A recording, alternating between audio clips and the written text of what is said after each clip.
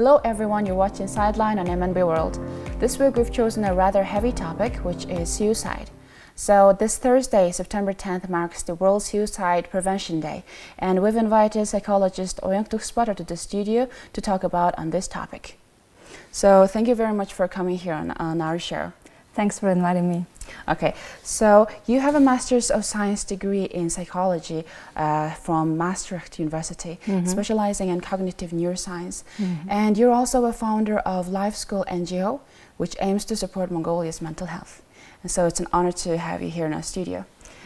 So let's start our conversation by talking about the suicide causes. So statistics shows that in Mongolia more than 400, almost 500 people kill themselves each year. So why is the suicide rate this high in a country that has got only 3 million people? Yes, so suicide is a global phenomenon that has been rising in the last years.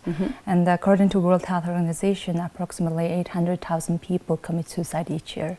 And of which, as you said, 500 of them is from Mongolia, and which is not a small number considering our population size, right? So there are many causes behind this phenomenon, with not only one. We can look at socioeconomic causes and social and cultural causes, and also mental and biological factors. And these factors vary depending on the countries and the regions around the world. So I will be reciting a study done in 2017 from Prosecutor's Office of Mongolia. And in case of Mongolia, they found out that main factors of suicide are actually poverty. And unemployment, and also history of family trauma, and conflict in relationships, as well as depression, anxiety, and addiction. So these were main factors. Of course, these factors are interrelated, one leading to another and causing suicide.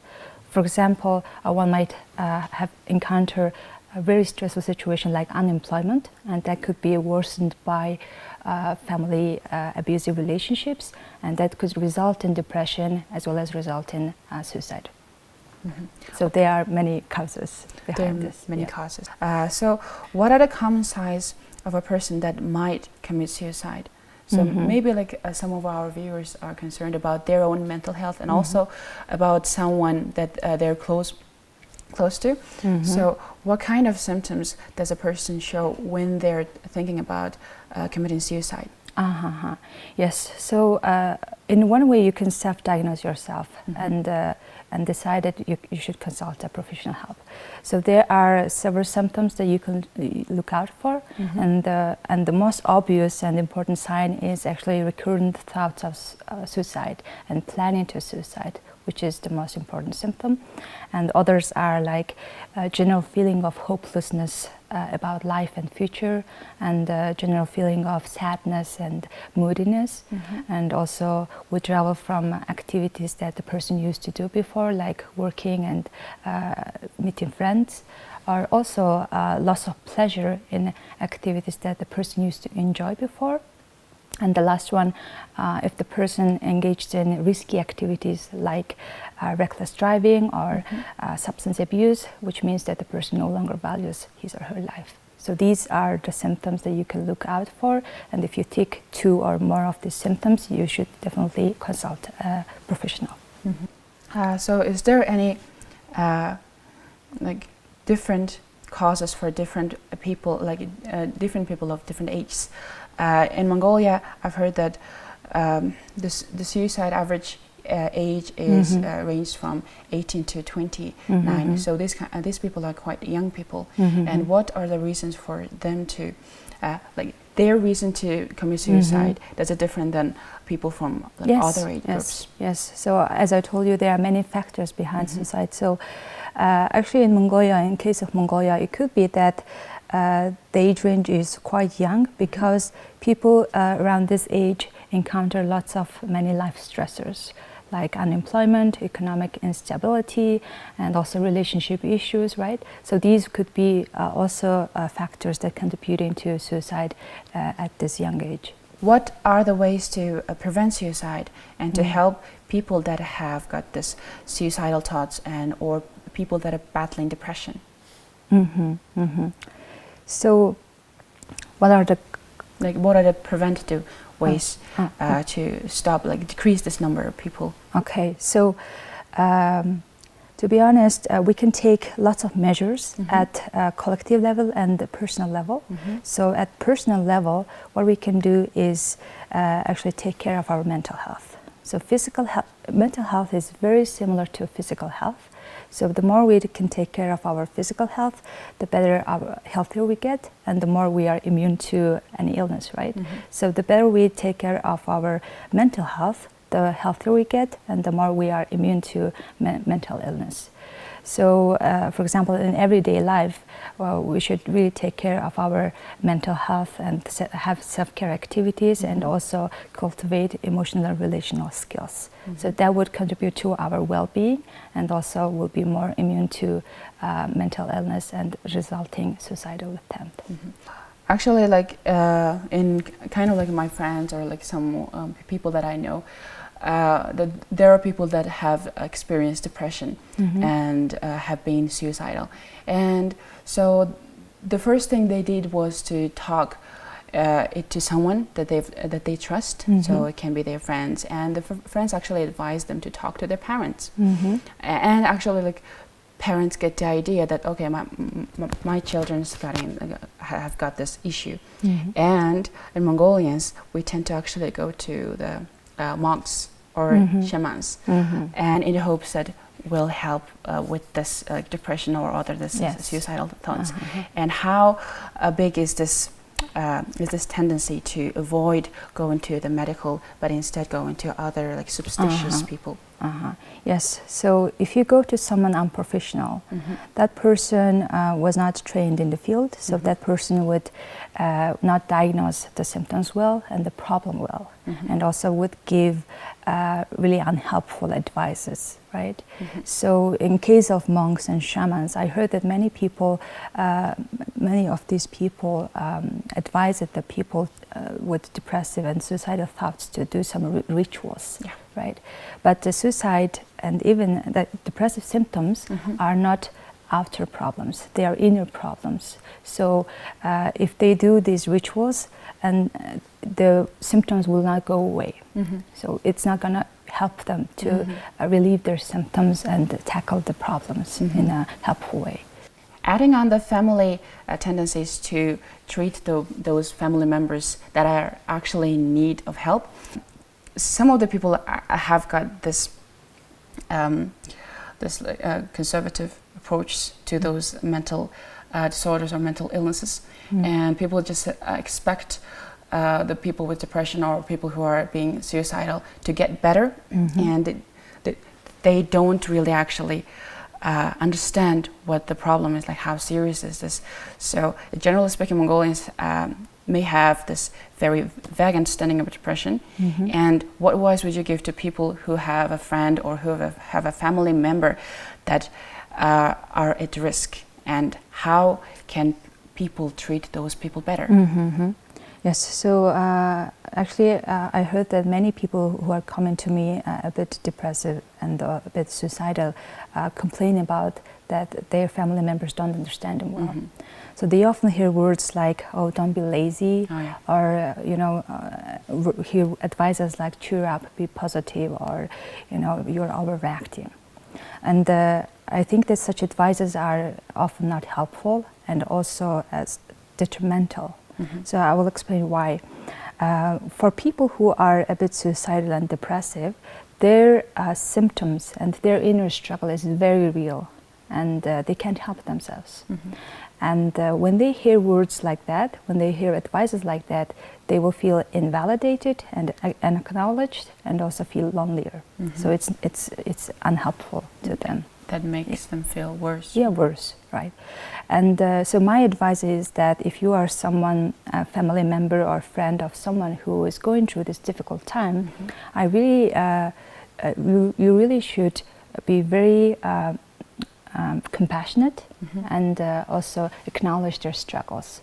So you can ask them how they are feeling and really what's causing the problem, and listen attentively and compassionately.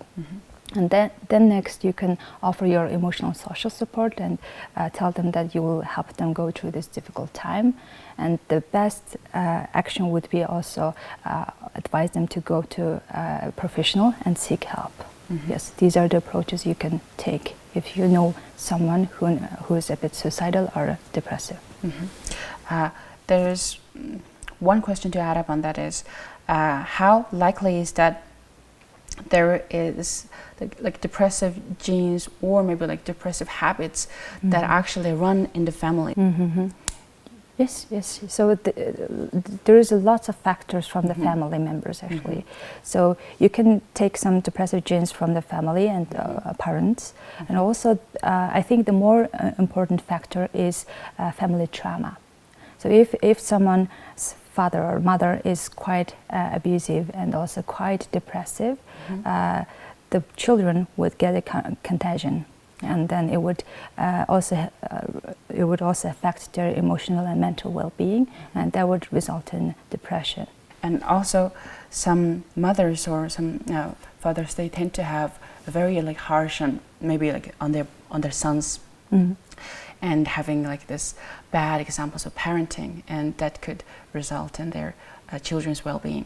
So on top of it, there's studies shows that the men are more like 5 times more likely to commit suicide than women.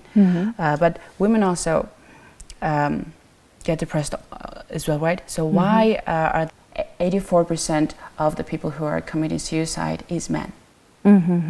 Yes. So the interesting fact is that women are more likely to be depressed than men.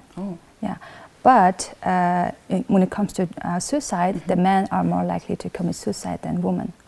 And of course, the reasons behind is quite complex, but one of the hypotheses is that men tend to bottle up their emotions more than women and tend to act upon it. So we are raised in a culture that encourages men to be tough, not to be vulnerable and not to seek help, right? You say like men don't cry. Yeah, men don't cry, right? So men tend to really bottle up their emotions and not to seek help and to tend to act upon it. So this could be one of the reasons. And another reason could be that actually men are more dependent upon alcohol than women. So alcoholism is also one of the causes of suicidal rate. So so people tend to commit suicide when they are drunk. Yes. When they are under the influence. Yes. So alcohol can increase depressive symptoms and also increase impulsive behaviors. So that could be also another reason behind this disparity. I haven't seen anyone, like any man, crying or talking about their issues when they're sober. Yes, I see many clients, male clients, and they are not raised in a way to express their emotions in a healthy way. And sometimes they use alcohol to at least, relieve the symptoms. But it will not relieve the symptom impermanently. It's just going to numb them for some time, and it's going to make it worse if you use it often. What government or social measures do you think that needs to be implemented in order to help people with depressive symptoms? Yes, so there are many actions we can take at the collective level. I think one of the most important steps we can take is actually provide mental health services in schools and universities and also hospitals. It's also important because when you consider the suicide rate, it's usually a rate is high in young people, right? So as an example, I worked as a school psychologist at suburban schools in Ulaanbaatar as a part of World Vision Project. And I encountered many students who are going through social and emotional issues, and some are even quite suicidal, and they needed professional help. So if we provide mental health services at suburban schools, and especially these vulnerable communities, this will help a lot to decrease the depression and also decrease suicidal attempts. Yes, so this is one of the steps we can take. And another step we can take is actually fund research projects in this area. at the moment we don't have much data about exact causes of suicide and depression, and also we don't have much data about which are good and helpful prevention programs, right? And we don't have much data about which are good educational messages that could decrease the stigma and would help people to seek professional, right? So these are very important actions we can take to decrease the depressive rates and also suicidal attempts. Okay, so yeah, I really agree on what you said. So we need to implement more mental health assistance systems in all of the schools in Mongolia. So in some private schools they have their own psychologists, but in a suburban public schools they don't have. But actually, all the people, especially those living in poverty, they are at the risk of mental illnesses. Yes. People in vulnerable regions are at the highest risk. So if we can provide mental health services for free, it will decrease the rate a lot. And also, we're talking about how to prevent this from happening, how to prevent from people getting mentally ill or develop some abnormal disorders, instead of trying to treat it after someone has developed the symptom. Okay, so our time is coming to an end, and what final message do you have for our viewers? Yes, so I think we as a nation don't take mental health really seriously. We don't take it to be important for our national development. But I think any stability and development of a nation is tightly related to mental health, right, and the well-being of the citizens. So the more people educate themselves on this matter, and the more we take actions and personal responsibility on this matter, the better we can prevent such disorders, and the better our well-being will be. So that's my final message. Right. Yeah, you're right. And people actually take it really seriously when their body is ill, right? When they have some problem in the physical body, but we just tend to ignore what's happening on our mental health. So we have a culture of physical health, right? On our everyday life, we take care of our physical health, we brush our teeth, and we go to hospital, right? So it's the same principle should apply to mental health. We should take care of our mental health daily, and even doing meditation every day would be helpful, right? And also, if we have mental problems, we should go to professional help and seek professional help. Okay, thank you very much. So mental health is as important as physical health, if not more important. So thank you very much. Thank you for watching Sightline on MNB World. Today our guest was psychologist Ms. Uyanga Tugsbaatar. On the occasion of World Suicide Prevention Day, September 10th, we covered the topic of suicide, its prevention and causes.